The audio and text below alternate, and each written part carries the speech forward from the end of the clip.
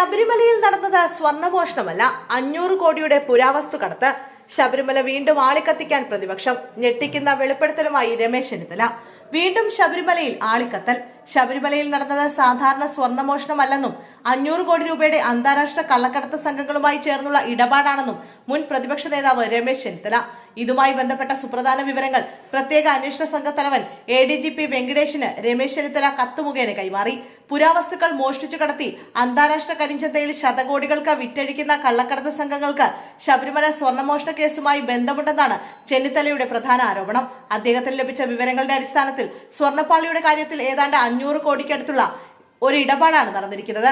ഹിന്ദു ക്ഷേത്രങ്ങളിൽ നിന്ന് പുരാവസ്തുക്കൾ മോഷ്ടിക്കുന്ന സംഘവുമായി ദേവസ്വം ബോർഡിലെ ചില ഉന്നതർക്ക് അടുത്ത ബന്ധമുണ്ടായിരുന്നതായും ചെന്നിത്തല ആരോപിച്ചു. ഈ വിവരങ്ങളുടെ വിശ്വാസ്യത സ്വന്തമായി പരിശോധിച്ച ശേഷമാണ് അന്വേഷണ സംഘത്തിന് വിവരങ്ങൾ കൈമാറുന്നതെന്നും അദ്ദേഹം വ്യക്തമാക്കി. നിലവിൽ അറസ്റ്റിലായവർ ഈ കേസിലെ വെറും സഹയാത്രികർ മാത്രമാണ്. ശക്തമായ രാജ്യാന്തര ബന്ധങ്ങളും സാമ്പത്തിക സ്രോതസ്സുകളുമുള്ള മുഖ്യ സംഘാടകർ ഇപ്പോഴും അന്വേഷണത്തിന്റെ പരിധിയിൽ വന്നിട്ടില്ല.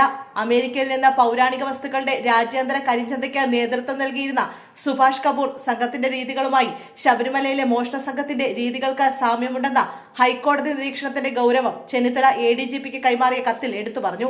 ഈ വിവരങ്ങൾ തനിക്ക് കൈമാറിയ വ്യക്തി പൊതുജന മധ്യത്തിൽ വെളിപ്പെടുത്താൻ തയ്യാറല്ല. എന്നാൽ പ്രത്യേക അന്വേഷണ സംഘവുമായി സഹകരിക്കാനും കോടതിയിൽ മൊഴി നൽകാനും അദ്ദേഹം തയ്യാറാണെന്ന് രമേശ് ചെന്നിത്തല അറിയിച്ചു.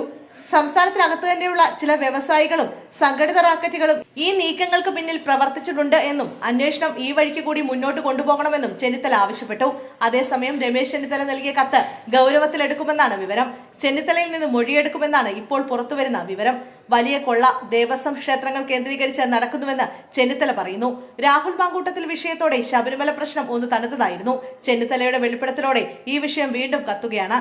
ശബരിമല സ്വർണ്ണക്കേസിൽ എൻഫോഴ്സ്മെന്റ് ഡയറക്ടറേറ്റിന്റെ അപേക്ഷ വിജിലൻസ് കോടതി ഫയലിൽ സ്വീകരിച്ചിട്ടുണ്ട്. കേസിൽ രജിസ്റ്റർ ചെയ്ത FIRന്റെ പകർപ്പും മൊഴികളും കൈമാറണമെന്നാവശ്യപ്പെട്ടായിരുന്നു ED അപേക്ഷ നൽകിയത്. ഡിസംബർ 10 കോടതി അപേക്ഷ പരിഗണിക്കും. EDയുടെ അപേക്ഷ നേരത്തെ സംസ്ഥാന സർക്കാർ എതിർത്തിരുന്നു. ശബരിമല സ്വർണ്ണക്കൊള്ള കേസിൽ ED വേണ്ടെന്ന നിലപാടാണ് സംസ്ഥാന സർക്കാരിന്റേത്. ഇത് കൊല്ലം വിജിലൻസ് കോടതിയിലും സർക്കാർ ആവർത്തിച്ചു. ED അന്വേഷണത്തെ സർക്കാർ പൂർണ്ണമായും എതിർത്തു. ഈ എതിർപ്പ് രേഖാമൂലം അറിയിക്കാൻ സമയം വേണ്ടതുണ്ട്. അതുകൊണ്ടാണ് തുടർ നടപടികൾക്കായി 10 മാറ്റിവെച്ചിട്ടുള്ളത്. FIRും മറ്റ് രേഖകളും ആവശ്യപ്പെട്ട് ED ഹൈക്കോടതിയാണ് ആദ്യം സമീപിച്ചത്.